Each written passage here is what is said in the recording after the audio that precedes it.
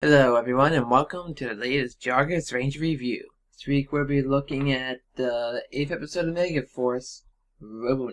I noticed I was to start out with the Rangers at the science class, getting samples from plants or nature or something. It wasn't quite clear to me, or I just missed the dialogue for it. And that clumsy teacher stepped on a rake and knocked himself out, which to me reminded me a lot of Sideshow Bob from The Simpsons. That got a good laugh out of me. So Noah and Ever are working together on it, and they find nearby a bunch of pollution into the land from an old factory that got shut down but was still leaking chemical waste and screwing up the environment. While with the rest of the class, they find some giant footprints in some mud, and some say it's from Bigfoot. Anyway, they cancel the field trip and go home, but Troy still remains suspicious of it. He thinks something's up. So back in space, the Admiral discovers some mutants that were born from the sludge on Earth, which are actually the leading demons from Ghost Ranger.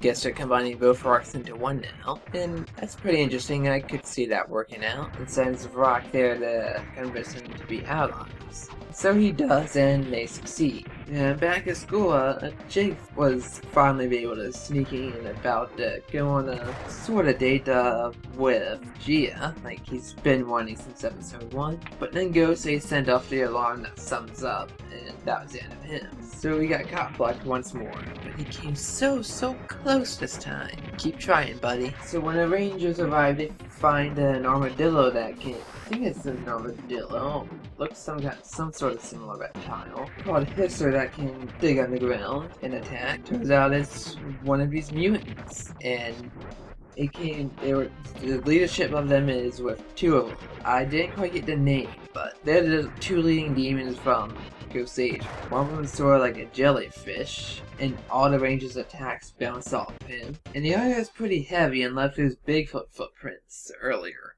and can deliver pretty strong attack. And they beat the Rangers pretty bad. I mean, they were born from pollution, and as the Earth gets more polluted, they gain even more power. And the Rangers get covered in some kind of sludge that slows them down and saps their energy. So they're pretty much beat. But before they can finish off the Rangers, Robot Knight shows up, pretty much in gold, and starts kicking some ass. And unlike Gosei Knight, who is the actual costume they use, he speaks entirely like a robot, and his manner of speaking almost reminds me of Robo. That was pretty much an interesting comparison I saw there. So he beats Hisser by just stabbing the ground where he was trying to dig, and then just attacks him with a finishing sword slash. And he has a phone that it actually looks like a cell phone, and he can use power cards just like the Rangers. This finishing move, we call it the Vulcan Cannon, is pretty cool. It's kind of just like a Gatling gun that fires a bunch of lasers out to him, and that finishes off his. So the Rangers are fighting back against this main mutants now, but they're not really doing much damage, and at the most part they just seem to be flinching. But they just retreat to go recharge and gain more pollution. So when Brock makes him go big, Rangers don't go into the Megazord. Robo Knight, he turns into a Zord, a Lion Zord, using his phone, and after ramming into Hisser, who would somehow turn into a tank of sorts, he turns into a Megazord. And they kept the ground down card from Ghost Ranger. They didn't edit that scene at all. So he becomes a tank himself, and at that point he's pretty much won, because nothing Hisser does stops him. He just plows right through everything. He just shoots a giant laser from the front of him, and on his sides come up a whole bunch of missiles, and that destroys him. So after battle's over, the Rangers go and try to befriend him, find out who he is and such, and he just says nothing and walks away. So back at the command center, we finally get an actual scene at the command center. Yeah, Tenso is excited that there's a new Ranger helping out, and then the Rangers show up and they didn't want to answer him from Gosei. They never told him there was a 6th Ranger for them. So he explained that he created a Robo Knight a long time ago, in order to protect Earth's environment. And when it became in danger from those sludge mutants, he was awoken by the power of the Earth itself. But his complex AI has somehow forgotten that he was supposed to work with the Megaforce Rangers. So now the Rangers are gonna have to teach him to help out, and not just fight on his own. So that's pretty much the start of his arc. And by the way, he keeps talking how he must save the environment as well when he's fighting Robo.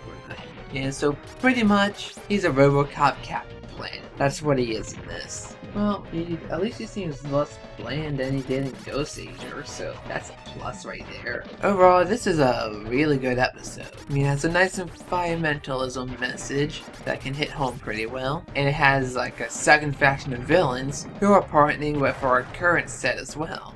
Plus a new character with their own story to be explored, so pretty much we have 2 story arcs overlapping from Ghost Ranger, and another separate one that's going to be happening at the same time. And all this just after we got a new Megazord last time and destroyed one of the generals. So this is looking up to be quite a complicated season already, with plenty more to happen in it. The fight editing was really good this time. Unlike last episode, I did not see any weird edits. Everything flowed smoothly and looked great. And this episode gets a 10 out of 10. I see nothing wrong with it. And I'm really looking forward to how they handle all these plot threads at once. It's going to be interesting how they play it out. Anyway, that's all for this week. Hope you enjoyed. Thank you for watching. Happy Easter, and I'll see you next week. Until then, everybody.